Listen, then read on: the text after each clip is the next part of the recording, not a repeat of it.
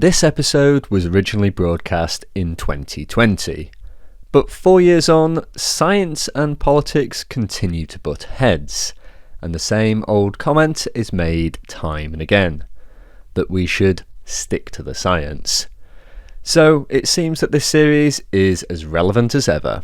I hope you enjoy it. Your divisive political ponderings are irrelevant. Stick to the science.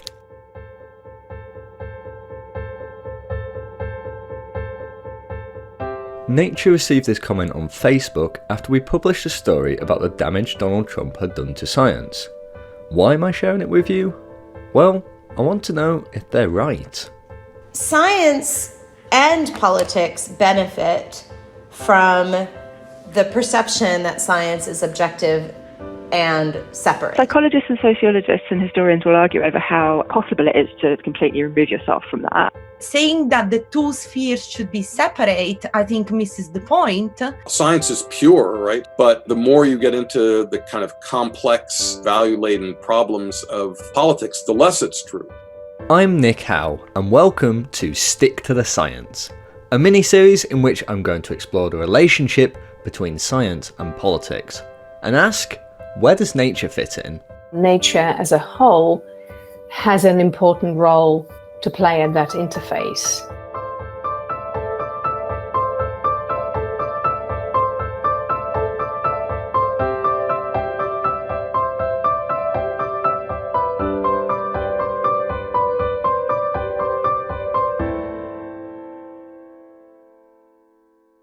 Now, you might still be wondering why I'm talking to you about this.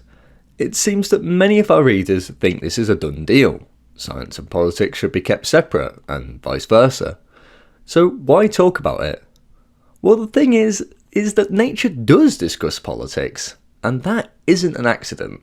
It is a very considered choice which we believe is the right one, and yet, when we cover things people deem politics, we tend to get quite a strong response, and we can't just ignore that. After all, science and politics are not exactly easy bedfellows. I'm Anna J, and I'm the Chief Editor for Digital and Engagement for Nature magazine. As the holder of the keys to Nature's social feed, Anna is a bit like Nature's front line when our readers have opinions, and she is well versed in the politics problem. So, a lot of the responses that we see take place on social media, and social media is its own special kind of ecosystem where you get all kinds of people saying all kinds of things. So whenever we cover anything that touches on politics in some way, we're primed to expect a special kind of response. They kind of fall into various categories. They're people who disagree with the politics of a particular individual or party or something along those lines, if it's an overtly political piece of content. Stay out of politics. Trump 2020. And the other side that we often get is something along the lines of, Nature is a science publication. Why are you straying into this territory? And science is not political. Science is fact. Keep opinions out of a science page. This page should be about studies with empirical data. One of the things that I think is particularly important is being able to have empathy for your readers. And that's definitely been a helpful way to think about things when we're about to publish something, to just step back and read it from someone else's position. But we can't test everything with everyone. That doesn't happen until we hit publish and it goes out into the world and we get the response. We've had missteps in the past, but we try and learn from them. And we try to make sure that whenever we're covering things, we're covering them from the most important angle that's the most appropriate for the scientific community that we're serving. In this episode, I'm going to focus in on one of these assertions. The idea that politics isn't nature's territory. That as a science publication, political matters are simply not in scope. Stick with the nature thing. Politics, not your forte. That moment when academia and scientific publishers become political. Politics should not feature in nature's aims and scope. Nature is often accused of changing its approach on politics, of bowing to some new political pressure, of striving to be woke. But dig into nature's archive, and the fact is, from its very beginning, nature had a close relationship with politics. Nature, Volume 1, Thursday, November the 4th, 1869. science teaching in schools. The claims of physical science on a priori grounds to a fair place in the course of schoolwork have been abundantly vindicated. And this is an article from the very first edition of Nature, promoting, in typical Victorian vernacular, the idea that science should be taught at schools. With 150 years of hindsight, that perhaps doesn't sound very contentious.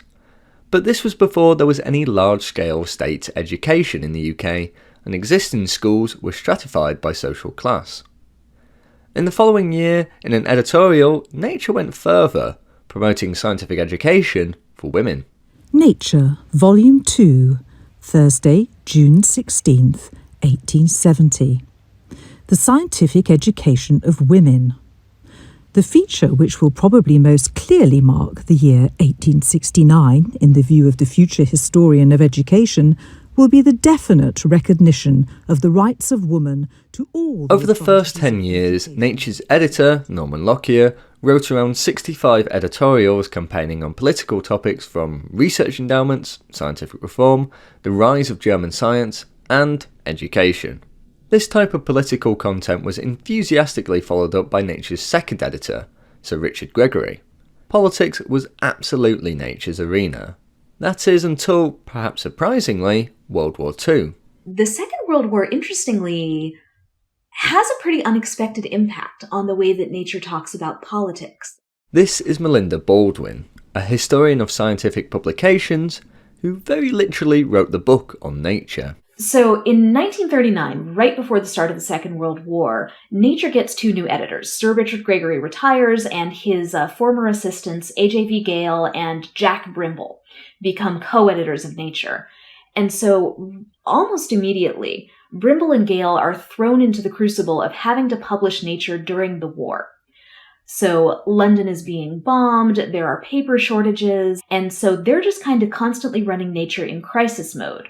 This would be the start of Nature's one and only apolitical phase. They start supporting an editorial regime that tends not to take political stances, and I think it's because they learned to run Nature in this crisis mode, that they just don't have the time to court and manage the kind of controversy that Lockyer and Gregory had sought out and supported.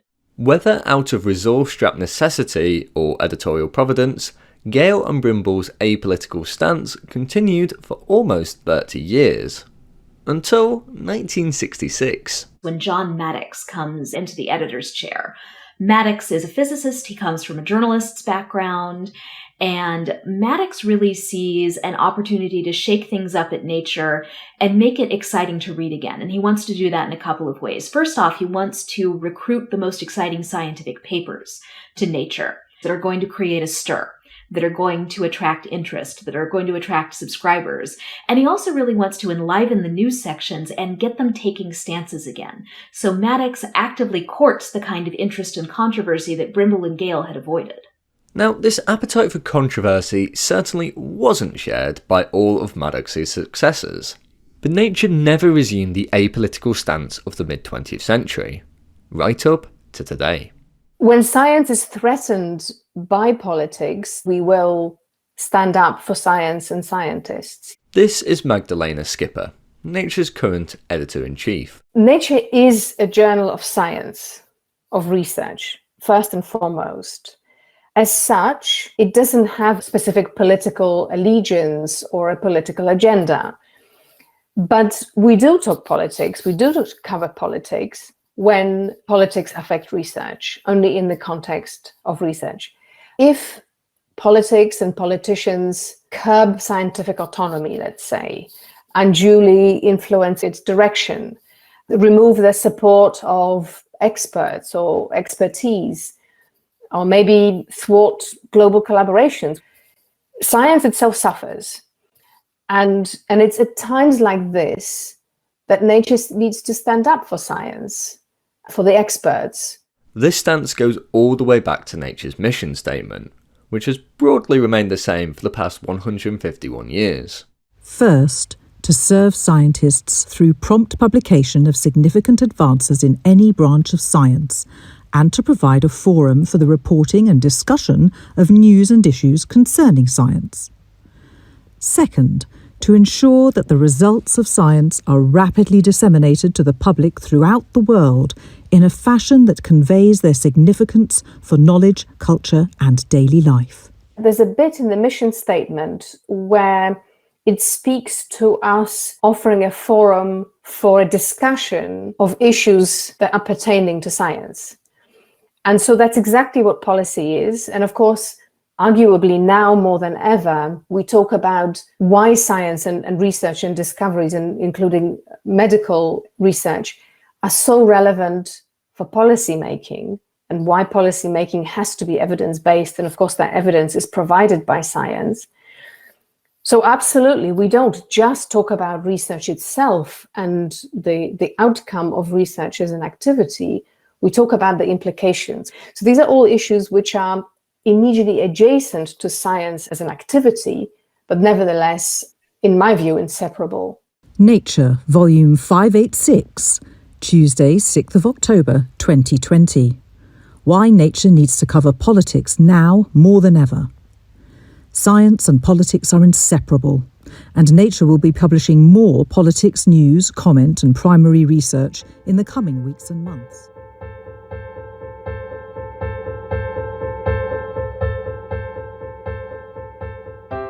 With a few exceptions, Nature has always been involved in the political debate and has reported on politics. From Nature's perspective, it is nothing new, and it remains as much a part of our editorial goals as ever. But of course, that is only one part of this puzzle. For many of you, whether Nature covers politics or not isn't really the question. Instead, the real question is, should it? When does politics become relevant to science? That's coming up next. Historians of science tend to reject the argument that science is apolitical. So was there a connection between science and politics? There was an intimate connection. Politics shape science in a whole bunch of ways, right? I don't believe that science exists in a vacuum. The assumption that they are separate is not, I think, the helpful one.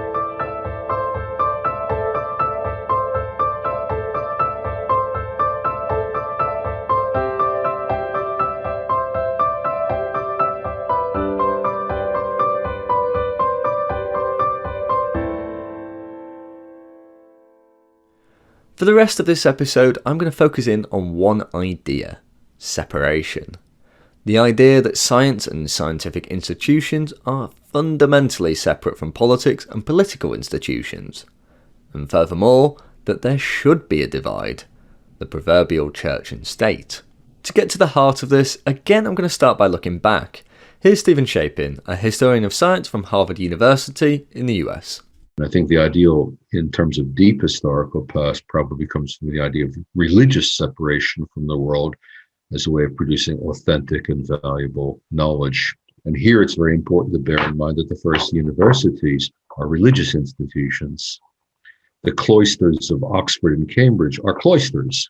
So they're a visible reminder of that separation from the world. So it's an ideal. This separation ideal comes up a lot when Nature covers politics. My bad. I was always under the impression that science was about the discovery of truth. Didn't understand it was about politically corrected truth. Sad. Science is objective and evidence-based. The scientist doesn't matter as much as the evidence they present. But according to Stephen, the idea that science and politics were separate throughout history is murky at best. For him, even the concept of what a government or a state is inseparable from science. You think of things like maps. Think of things like statistics. How many people? What kinds of people? What diseases do they suffer from? What do they die from? This is what it is to be a state, and it's also what it is to do science. And Stephen is not alone in his position. Here is David Edgerton, a historian from King's College London. The assumption that they are separate is not, I think, the helpful one. Now, of course, I'm not saying that science and policy, academic research and policy are the same thing. Clearly they are not. But the assumption that there is this thing called science, which is independent from, but sometimes interacts with politics or policy, is more wrong. we need to recognize that, going back to the very beginnings of science, as it comes to be called, the connections between this particular kind of knowledge and the state are intimate. You know the expression that scientists are on tap, but not on top? They're on tap for centuries. One of the major sources of both problems and support for scientific inquiry in the early modern period in Britain is the Admiralty. And this absorbs enormous amounts of science. And it's Samuel Pepys, the diarist, is also clerk of the Admiralty in the 17th century. And he is at the time president of the Royal Society. His name is on the title page of The Mathematical Principles of Natural Philosophy by Isaac Newton. So that relationship was intimate. This continues across the world right up to the 20th century. So the Manhattan Project, which is probably the greatest techno-scientific project of the 20th century, happens within government. It's not a question of relationship between politics and science. Science is happening within the state, within the political structure of the state. And yet, despite centuries of documented intimacy between science and state, the ideal of clean separation persists. Why? Well, perhaps the answer lies in the word should. It isn't about what actually happens, it is about what should happen. But who decides what science's relationship with politics should be?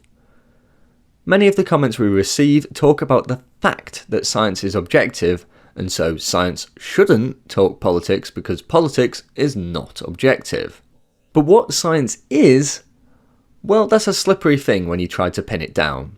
How do you define science? That's coming up.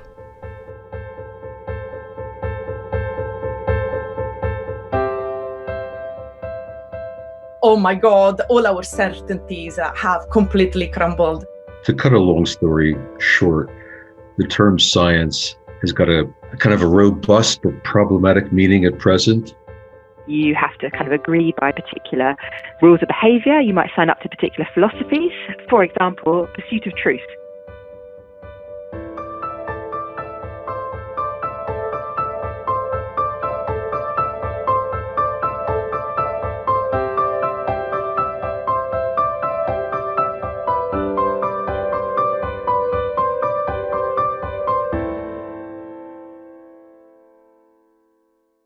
While reporting this series, I've spoken to a lot of people, researchers, journalists, political scientists, historians, policy experts, and I've asked them what science is. And across the board, well, you get answers like this. Well, that's a rather big question. What is science? So, answering the question of what is science is particularly challenging. Maybe you're saying science is what scientists do, but that then invites the question of what is a scientist? When people can't even agree on what something is, I thought it best to turn to a specialist, someone who's thought a lot about this sort of question. A philosopher. So I do pose this question at the beginning of my courses to my first year students. And of course, they all have a very clear-cut, opinionated view of what is science. And by the end of the course, they're all like, oh my God, all our certainties have completely crumbled. This is Chiara Ambrosio, a philosopher and historian of science. The problem of what is science is known in philosophy as the demarcation problem. How do you find the edge of where science begins and ends? There isn't really a clearly agreed upon answer, but many think that in practice, you'll know science when you see it. This is based on the philosophy of Ludwig Wittgenstein. So Wittgenstein would say, think about the word game. It's really hard to define what counts as a game. You've got very different kinds of games, card games, ball games, table games. And we know when we're playing a game whilst we're playing it. And we sort of work out with the rules of the game. And of course, we can establish family resemblances between different kinds of games without reducing the one to the other. And this kind of idea has been sort of adopted into current attempts at defining science. Regardless of science's fluid definition, there are some core concepts. Namely, objectivity and empiricism. They are absolutely crucial. They are. I would never dare to deny that. The problem is that both objectivity and empiricism become somewhat unobtainable when we consider humans are performing science. It's impossible for humans to be completely objective. We are fallible creatures. And as for empiricism, well, that is another word with a tricky definition. It's got a long history and has meant different things to different people at different times. So then you need to go one step down and you need to think about why is it that scientists are actually investing so much in objectivity. And I think it's more about a matter of accountability. It's a matter of transparency. It is a matter of, again, like responding to a social context that requires accountable explanations and accountable modeling practices, for example. And I think that's where negotiating what is the best way to decide which values we pursue as a scientific community becomes very, very important. In science, there is a process that aspires to objectivity and empiricism, often referred to as the scientific method. This allows scientists to be transparent and say, this is what our best understanding of this is, and this is why we think that. It's then there for other scientists to probe and challenge. The process, though, is inseparable from the institutions and people who are a part of it. Even just the architecture of a building somehow affects the kind of science that is carried out in that building. It's difficult to characterise science without including the people and places where it is done. But those people and places, well, they exist within society, and that society is shaped by politics, and so by extension is science. Scientists are not just these neutral characters that kind of levitate like ghosts in the corridors of scientific institutions. They are actually like human beings with their own political convictions, with their own political ideas, and however objective you will try to be, of course, you will not even start a research program if you don't sort of believe in what that means to you from a political as well as from a scientific point of view. We aren't going to get to the bottom of what science is in this podcast, but let's just say that when I say science, I mean all of it, the whole system, from the objective ideals of empiricism right through to the fallible, squishy scientists talking about their experiments down the pub. But asking what we mean when we say science is only half the picture here. We also have to ask, what is politics? And again, that is a slippery thing to define, but after talking to some political scientists, there does seem to be a very broad definition that they agree on. Here's Shapin Parasarafi, a researcher of science and policy at the University of Michigan. You're going to hear a lot from Shapin throughout the series. So politics, generally speaking, is really about power. And it's about power dynamics, relationships of power.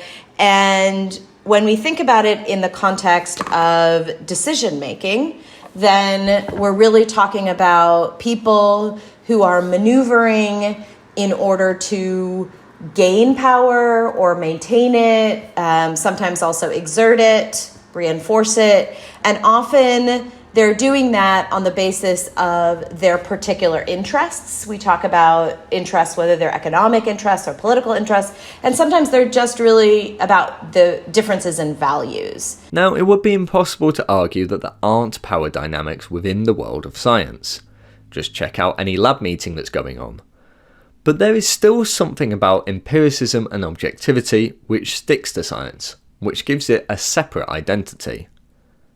And that identity has been used to argue that science should have some, at least perceived, objective independence from everything else, by which I mean politics. Here's Shapin again. Science and politics benefit from the perception that science is objective and separate, because that means that politicians can say, science agrees with me. This objective evidence, this objective knowledge is on my side, right? And that's distance. And so therefore, I am more authoritative in my decision for that reason. And you see that, sort of early on in the COVID crisis, for example, Boris Johnson was often using that kind of language, right? So it performs that sort of function. By the same token, science also benefits from appearing objective because it appears authoritative. And in recent history, the value of this perception has been demonstrated by the way scientists wanted state funding to work. Here's science historian and science communication researcher Bruce Lewinstein.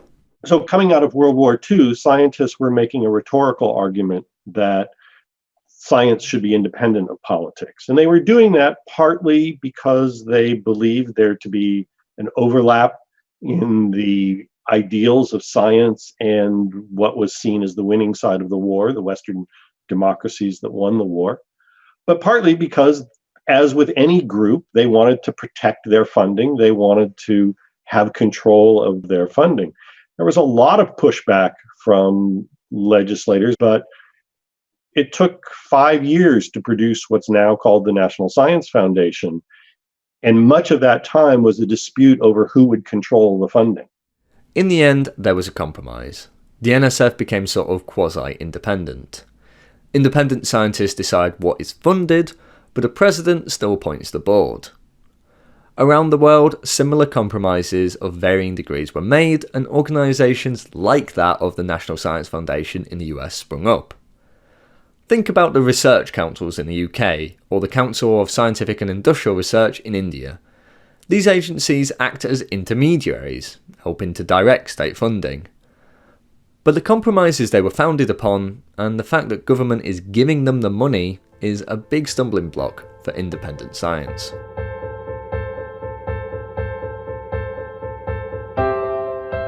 As much as researchers may want independence from political systems, as much as they may seek separation, they are people. People that need to get on in the world, and people that need to make a living. And when money is involved, well, that's a whole other episode. Next time. Science would like to be independent. Scientists like the argument that they are independent of politics. And yet, insofar as their funding comes through political processes, they are fundamentally, it's inescapable that science and politics are intertwined if your funding comes through the political system. As they say in Scotland, who pays the piper calls the tune.